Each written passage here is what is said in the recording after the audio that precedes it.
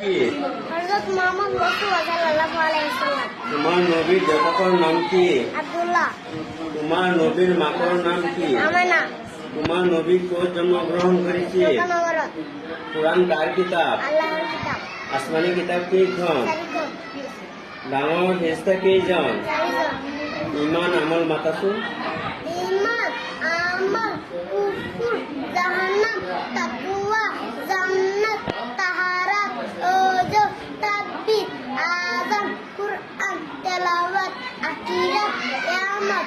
ঈমান মানে বিশ্বাস, আমল মানে ভালো কাম করা, আখিরাত মানে পরকাল, জান্নাত মানে বিস্তার, জাহান্নাম মানে দুজক, তারাক মানে পবিত্রতা, আযান মানে নজরবাবের মাথা, কুরআন মানে আল্লাহর কিতাব, কলিমা শাহাদাত, আশহাদু আল্লা ইলাহা ইল্লাল্লাহ ওয়া আশহাদু আন্না মুহাম্মাদান আবদুহু ওয়া রাসূলুহু।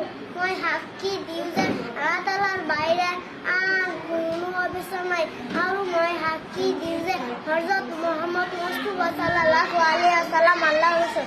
গাজারা গাজান মাজান লেগেনা হাই কিয়া মন্দারাতুল বিলাহি মানুকুন বন্দা কবি। তুমি হ্যাঁ